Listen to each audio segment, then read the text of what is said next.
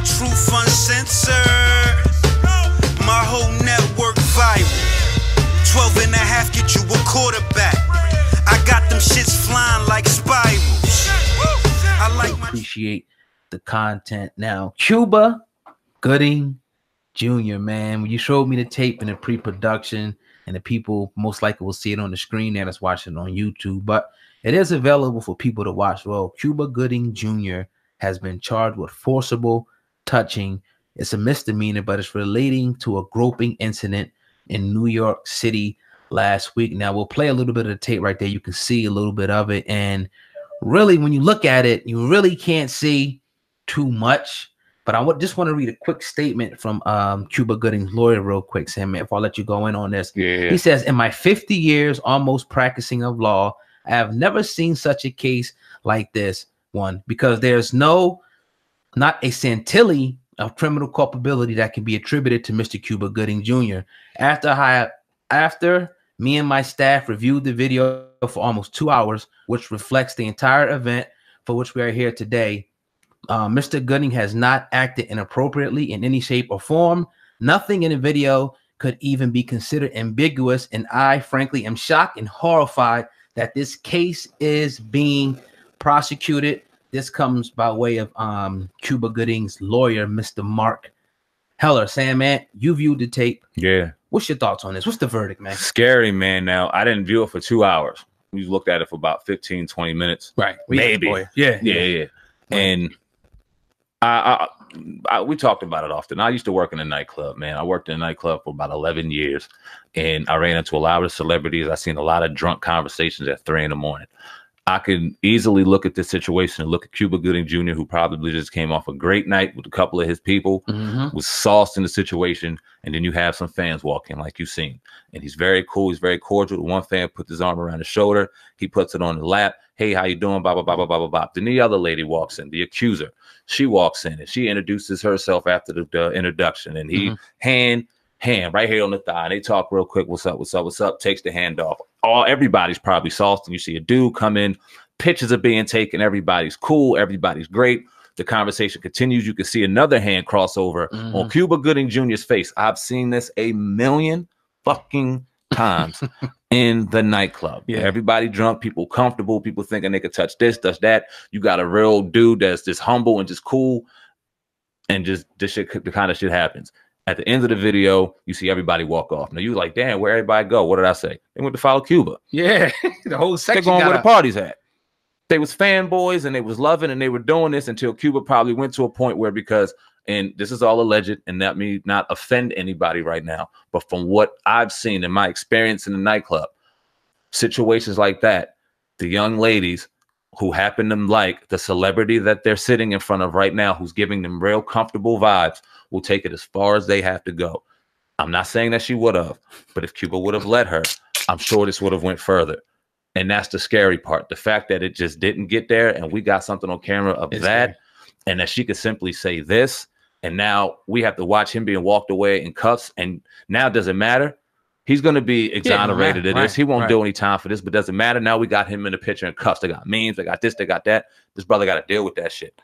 It's scary as hell. That's you know, I think that's the one that stands out when you put your headline up. Scary, because you look at it, you look at the tape and you view it, and you're kind of just waiting and you're waiting and you don't see anything. You just see, like what you say, you see people just having a good time. Now, the scary part about it is that somebody of this stature, like, you can't even go out and just have a good time no more. Because if you accidentally touch somebody and they see you as a cash cow, they're going to go to the media.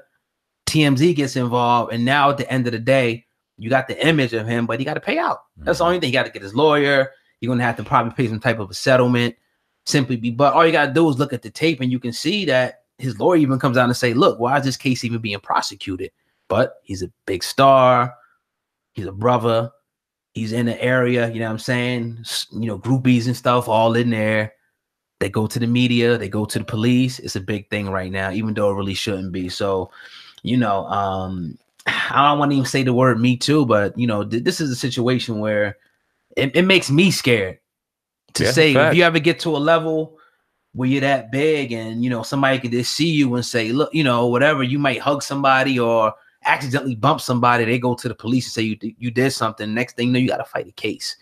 I'm not going to go as far as the Me Too, even though I feel like a lot of that got blown out of proportion. But a lot of women also were sexually assaulted, done wrong. And that needed to be talked about. That needed to be brought to attention. And this is not what we're doing. Not shedding light on women who deal with sexual assault, men who deal with sexual assault, because that happens now. Facts. Any of that whole culture is despicable and should be just thrown away at all costs. The people that do that deserve to be in jail.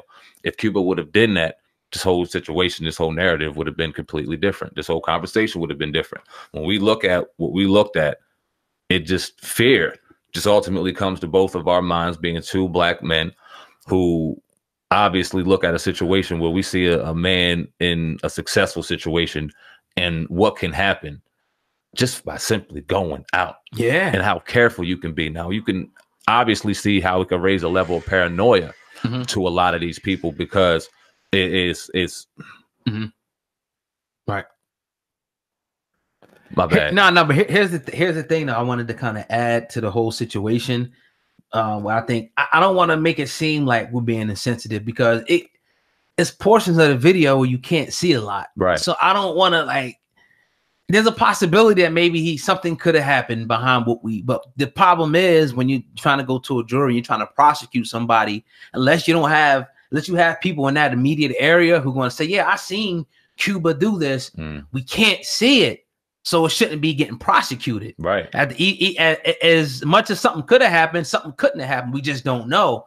So we don't see why it's going. Then another great point you bring up, everybody gets up and they leave together. So if she felt so violated or groped, why are you walking out, leaving with this dude? I mean, that's just a question that if you were on a jury, I was on a jury, I'll be asking myself these questions in my mind before I went to go convict this man of this. It's a misdemeanor anyway, but still. Misdemeanor, criminal offense, force. It's really all the same thing, because you got to pay out money. Now you got this, you got the image of you getting locked up, and it's just all bad. Now you're looked at as a sexual predator. Yeah, and I ain't passed no bar. I ain't sitting back and gonna do no defense in any trial anytime soon. But I look at a situation and I go, okay, they're sitting there, they're talking for minutes on time. At what point did this groping situation happen? From them talking to them leaving, why didn't she get up and get mad? Why wasn't there an altercation? Why wasn't the friend? There was multiple people around them. Where was the groping supposed to occur at? Where somebody didn't notice, take offense, and there be some kind of repercussion or action to what Cuba did, if there in fact was anything done. Like I said, we seen him come up. There was touching involved between both parties at the beginning. Drunk touching, nothing that was offensive or anything that deserved to even be brought up. And then the same thing happened with the other two. And then they had the conversation. Shit, you asked me, was homeboy, whatever he was, because there was touching involved there too. Yeah. And I'm like, that was just Cuba doing his thing. I've seen that a million fucking times. So, man, I don't see anything happening to this, but it's a shame that now all over Instagram, Cuba Gooding Jr. is being walked off in cuffs. We're going to see pictures of him in cuffs. He'll be on the front page of the Daily News and all that shit in cuffs tomorrow. That's whack.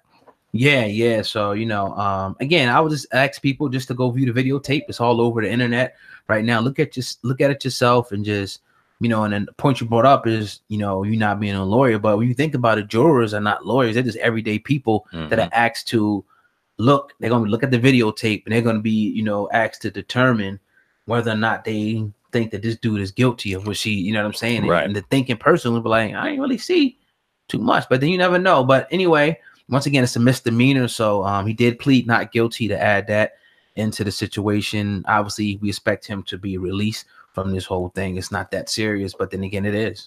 Yeah. That pretty much sums that up right there in a nutshell, man. Hopefully he can get out of this situation and we can forget about it like we do everything else. Social media strikes again. Yes, sir. But to tune into the Uncensored Truth, Uncensored Truth, Hip Hop Uncensored podcast with your brother Old God and Sam, man. We going in today on this Thursday evening.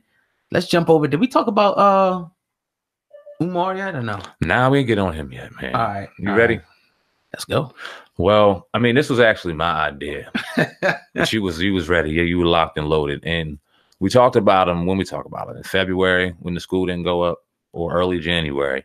And we were done with the situation after we did a couple videos. We ended it with Darren and Kansu on a Friday evening live. It was a great discussion.